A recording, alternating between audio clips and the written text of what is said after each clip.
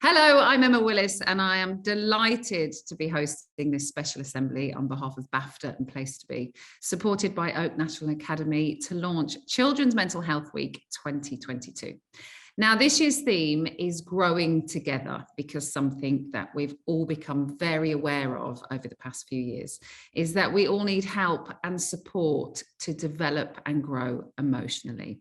Physical growth is obvious to us because we can see ourselves grow from children to teenagers to adults. We can also understand intellectual growth as we acquire knowledge and skills at school and then from the wider world around us. What's not so easy to recognise and understand is how we grow emotionally, yet it's an absolutely vital part of our development. Now, before we explore it more, let's hear a very special message of support. Hello everyone, I'm Olivia Colman and I'm delighted to support this year's Children's Mental Health Week along with my BAFTA friends and Place to Be. The past few years have been challenging for everyone, so it's vital that we look after our own mental well-being but also find ways to support each other. This year's theme is growing together. We're always growing, we just may not realise it. The most difficult growth to recognise is emotional. So let's talk about it. We often grow by trying new things or learning from challenges and setbacks. These experiences help us grow, but we often need the support of others to help us, especially when things are tough. And in turn, we can also be the support for friends and family. For Children's Mental Health Week 2022, we're encouraging everyone to explore how they have grown together and to celebrate how even through difficult times, with the right support, we can all continue to grow and flourish. Thanks for joining us. Thanks so much for that message. How nice to get it. And now a very warm welcome to our guests. We have students from Folkestone Academy and from Carrick Academy in South Ayrshire. We have got from Folkestone, Tallulah and Christian. Hello. Hi. Hello. Thanks for being with us. And from Carrick, we have got Thomas and Eden. How are you two doing? We're good. Good. We've also got Place to Be expert James Emmett. How are you, James? Very well, thank you, Emma. Thank you. Thanks for having us today. We have Pegg, who is an actor and a presenter. She was also BAFTA nominated for her role in The Dumping Ground when she was just 14 years old. Nice to meet you, Kia. Nice to meet you. Hello. Hi. And finally, we've got Kit Young, who is currently in Budapest filming Shadow and Bone and has very kindly taken the time out today to be with us for this chat. Kit, it is lovely to meet you. How are you? Good to be here. Good. Now, we're going to start with a classic letter writing activity. Our students have been asked to write a letter to their younger selves. James, what sort of thing are you hoping to get out of this activity? I think it's really important not to go down the expected sort of maybe academic route and think about anything and everything. It could be relationships, sporting achievements, anything that you might have gone through. And I suppose this is your chance to time travel in a way and go back and offer not just advice, but reassurance to a younger you. There might be something that you're particularly proud of that you did or that you were about in that time. And it might be that's something you want to say to your younger self. Kia, what piece of advice would you give to yourself? My younger self was disgustingly confident. Didn't have friends. So I was like, listen, kid, when you stop trying to please every single person around you, you will actually make friends. Because that was my problem. I was very confident, but I wanted everyone to like me all the time. So I tried to do whoever I was with was doing. And so the piece of advice I give to my younger self is when you find people that like you for you, who you actually are, those are friends. The other ones, they're not friends. Like they're just people that you're going through life trying to please. Yeah. How about you, Kit? What advice would you give to your younger self? I think it's okay to not put too much pressure on yourself all the time. And I think it's okay to ask questions, and it's okay to be wrong about things. And quite often you'll find that there isn't a right answer, except for maths. Maths, there's definitely. And I think your teenager is kind of the perfect time to start having these conversations, because everyone around you is developing. And I think the really lovely thing is that as much as you will be going through all of these changes, so are all of your peers, so are all of your friends. And so if we are kind to each other and allow people to get it wrong and allow people to fail sometimes and change their mind about things, if we treat people with a bit of kindness, then I think it makes it easier on all of us. So Christian and Tallulah, would you mind reading your letters for us? Dear Christian, I'm writing to you as your future self to tell you how much of a great person you are going to be in your future.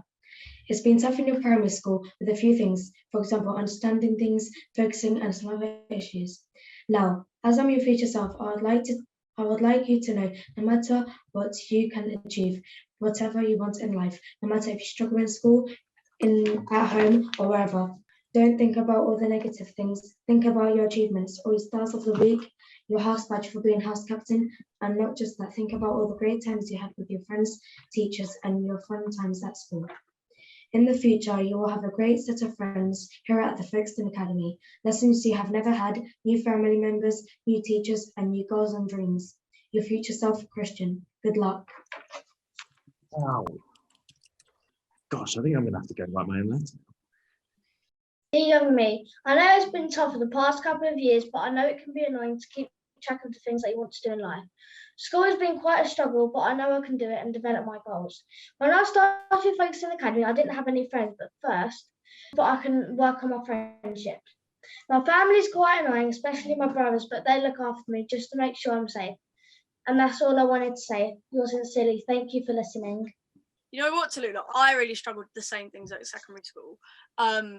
But you have such a better outlook and such a better way of dealing with it than I did, and it's so impressive. I also really related to the thing about the brothers. I have two brothers. They're also really annoying. They do also look after me, so I can't complain about it.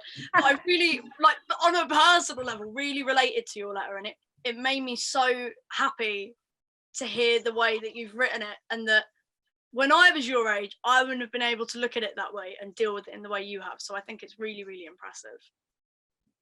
Dear Thomas, age 10, I'm writing this letter to hopefully help you out with trying new things, and that the more the things that you try, the better things can actually seem and will be.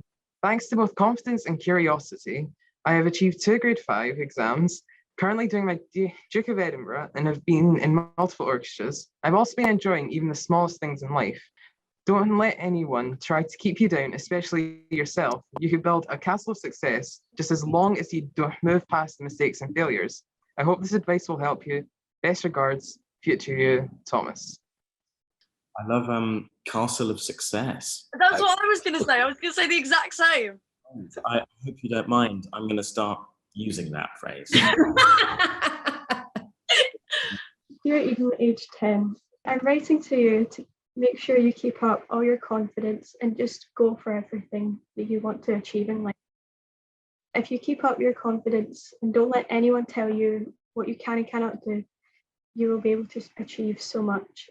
With your confidence, you have been able to join the South Ayrshire Senior Brass Band and to go to multiple competitions, and especially the one in Manchester where you achieved the Platinum Award.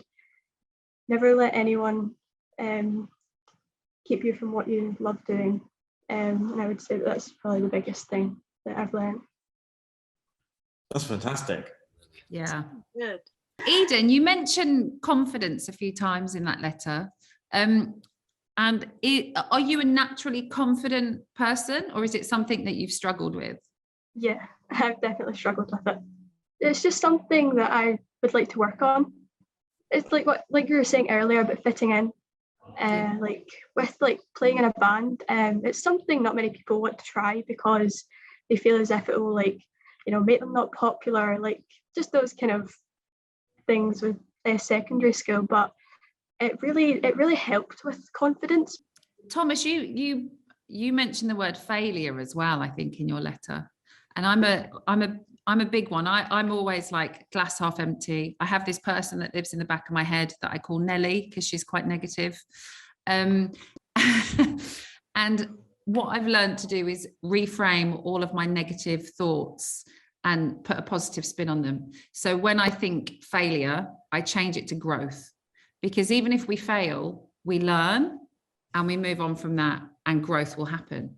And thanks everybody for sharing your thoughts on that. And for anybody that's watching at home or at school, you can hit the pause button if you want to, and you can do that activity together. Right, okay, so our next activity is going to be possibly a little bit more challenging, as we also obviously have to learn from difficult experiences and challenges that we have in life. For me, this activity is all about thinking about two sides of the same coin, really. Times when you've had struggles or difficulties, whatever that might be, but think about, I suppose, examples that you've overcome, that you feel have been resolved. So it's a safe thing to talk about. And then the second part of it is thinking about times when you're, winning at life, when things are going well and you feel you're really performing at your best. And it might be those two might be the same situation at times, or two halves of the same situation. The first part of this is, what kind of feelings are you experiencing in these sorts of tough situations? I think most of the stuff that happens to me whenever I do have tough times or have had tough times is mostly worry on how it could affect me as a whole, and how it will lead to everything after that, and how it could also affect how others think of me. Brilliant. It's a great example. And I think that's probably a really universal one as well, Thomas. I think a lot of people would relate to that. What about you, Eden? It's probably what other people think about me that will probably get to me more than myself, because I feel like when other people tell you, like, say negative things, you start to think of it like yourself like that. You're definitely not alone with that. That's both really, really common ways of thinking. Definitely. Thank you. It's really great now. When I was in school, it didn't feel like it was time to have those discussions with my friends. So you panic and you worry and you feel deeply and you have negative thoughts by yourself. And then when you're with your friends, you pretend it's not happening. And I think that's something that I know a lot of people I grew up with all kind of struggled with. It's really good to be able to openly talk with someone, and you'll probably find that they're going through something quite similar. So at school, all my friends help me when I have bad times and good times, especially today when I was feeling a bit sad. One of my friends came over and gave me a hug. That's the kind of friends you want, isn't it? Not the people that you worry about what do they think about you. Like, you want the ones that are there and they're present in their friendship with you, and they do anything for you. I think a lot of the time what's happening in our head is much worse than what's happening in reality. And Thomas, I think it's amazing, how you are kind of thinking, what do other people think of me, and how is that going to impact me in the future? How emotionally intelligent is that, about thinking about what's happening now and what it will do to me in the future? You have that skill set already. And I think as well, massively, like what Kit said, you'd have these thoughts and you'd have these feelings when you were younger, and you wouldn't talk about them because that's not the right thing to do. And I think that's massively empowering to see people of your age, 10, 11, 12, 13, 14, 15, being open and honest and saying, this is me, this is how I feel, and asking for help. Like, talk to me, respond to me. Like, it's so inspiring listening to all of you today. I'm overwhelmed, actually. I'm quite emotional. Thank you, everybody. I think it's quite apparent, isn't it, that how important it is to take the time to reflect on your feelings and think about how they make you feel, and think about how they make other people feel, and how you can grow together and learn from things. Now, today, we're also launching BAFTA's Young Presenter competition, and it's using the theme of Children's Mental Health Week. BAFTA is inviting you to continue exploring your personal growth by making a short film on the subject. Now, you might want to read out your letter to your younger self, discuss your best self, or you could interview someone that you feel supports you. It's open this year to a new age category, so that's 10 to 18-year-olds, which means all of you that are watching. Last year's winner, Samira, she achieved her goal of interviewing footballer Jesse Lingard, and she also reported from a red carpet premiere, and we would absolutely love to help someone else with their wish list. So all you need to do is check out the BAFTA Kids website to get all the information you need.